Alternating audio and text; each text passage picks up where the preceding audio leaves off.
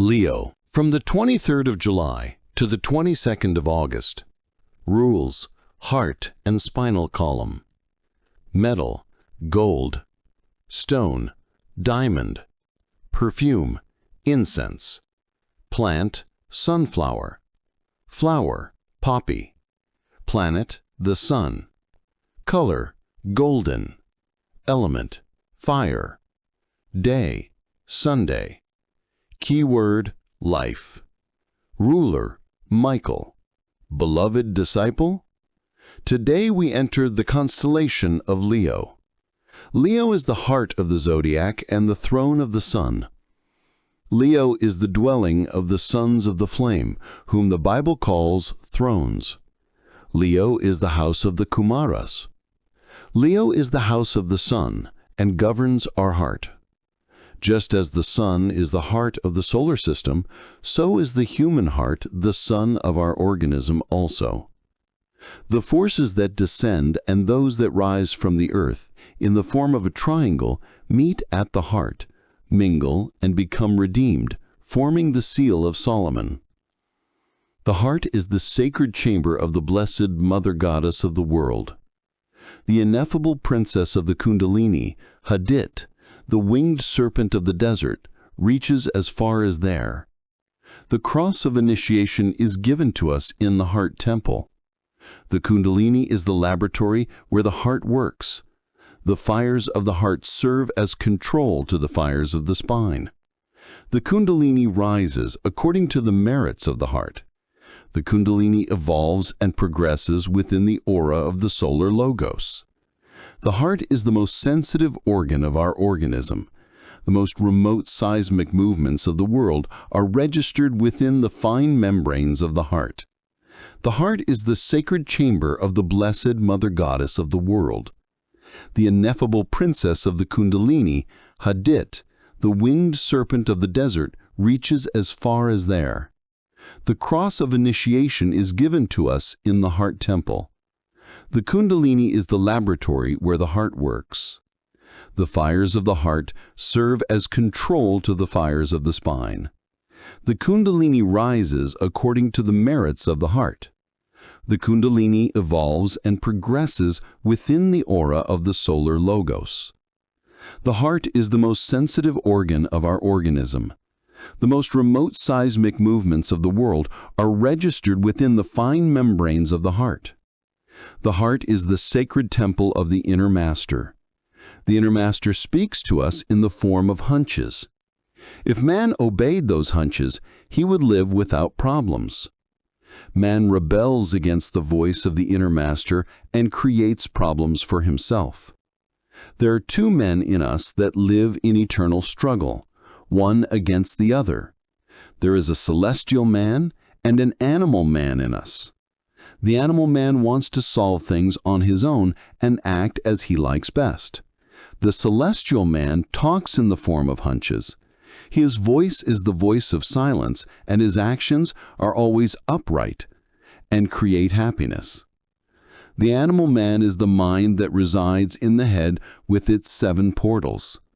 The celestial man is the inner master. The master commands, and the mind does not obey him. It wants to solve everything on its own and act as it likes best, without at all taking the orders of the internal master into consideration. As a consequence of this, pain and bitterness appear, which are the result of erred action and useless efforts. Happy are those who act with the voice of silence. They will never lack bread, shelter, and refuge. They shall live without problems and will have bliss. Coachman, dominate the untamed colt of the mind properly so that it will cast your cart to the abyss.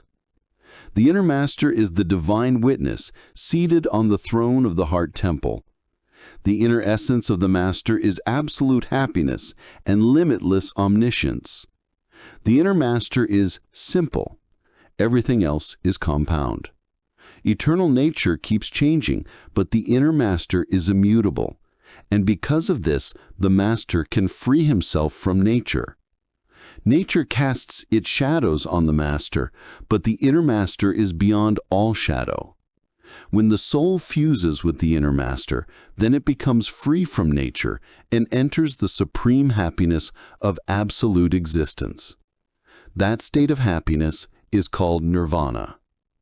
One arrives at nirvana through millions of births and deaths, but is also reached by means of a shorter path, the path of initiation. The initiate reaches nirvana in one single life if he so wants it. Narrow is the door, and narrow the path that leads to light, and very few are those who find it.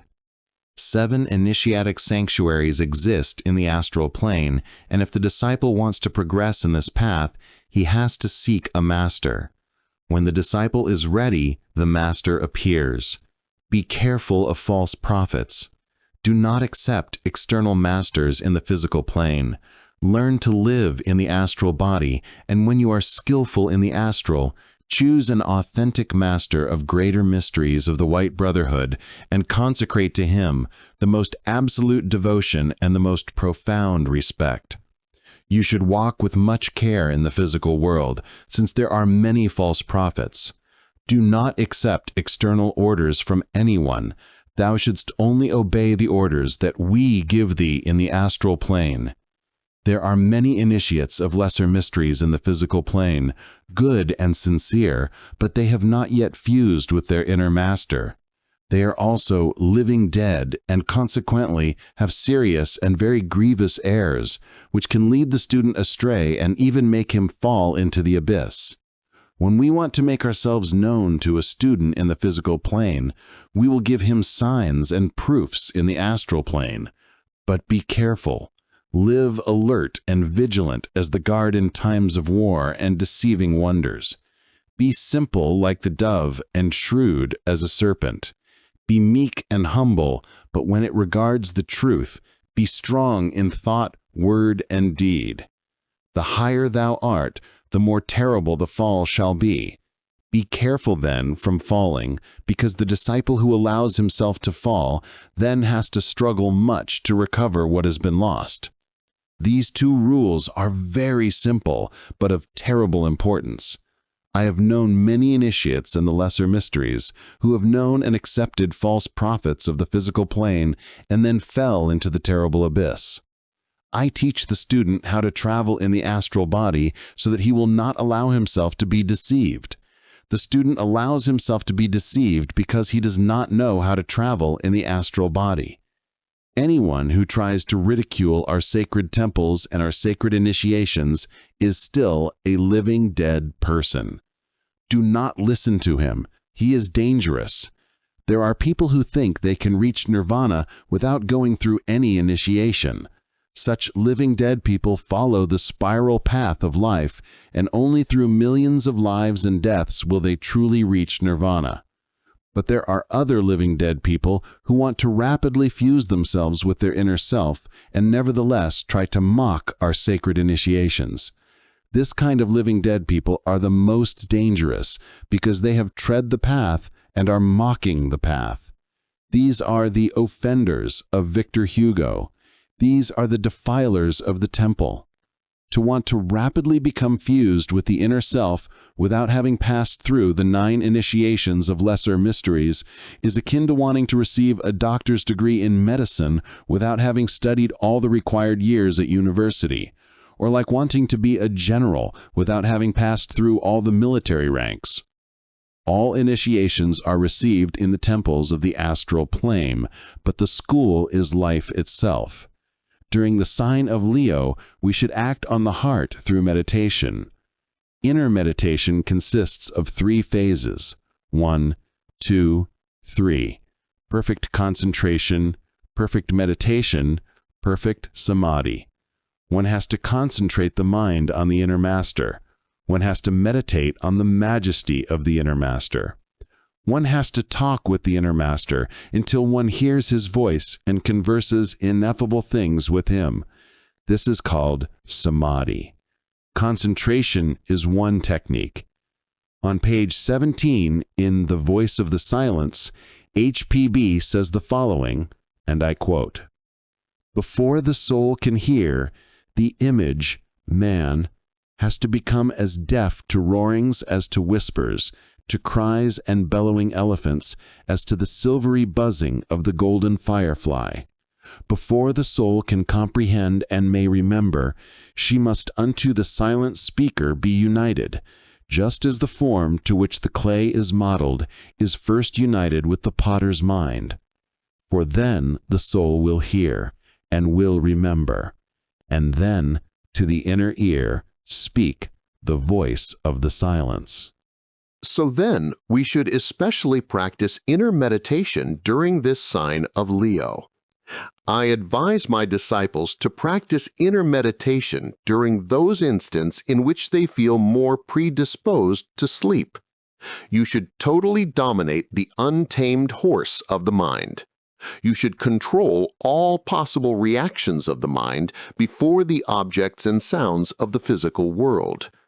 The inner master is not the mind. The inner master is not emotion. The inner master is not the will. The inner master is not the conscience nor the intelligence. The inner master is the divine witness. The inner master is the being. The inner master is the inner self. Therefore, while sunk in deep inner meditation, say, not this, not this, not this. I am he, I am he, I am he. Be demanding with thy inner master. He should teach thee the most ineffable things. If thy concentration is intense, then thou shalt penetrate in the marvels of the cosmos and will learn things which are impossible to describe with words. Vocalize daily the vowel O during this sign of Leo to awaken the heart chakra. A secret planet from which emanates the life of all that throbs in the physical plane exists between the Sun and Mercury. The blue hierarchies of the Sun are the fountain of all life. The natives of Leo are energetic and generous at the same time, magnanimous, mystics, and authoritarians. They have a tendency towards anger and should struggle much to dominate that defect. Leo, being the throne of the Sun, announces fortune and high position. The occult significance of Leo is intuition. Gold is the metal of this sign, and diamond its stone. The natives of Leo are authoritative and want to command only. Leo brings some journeys. The natives of Leo suffer a great deal morally,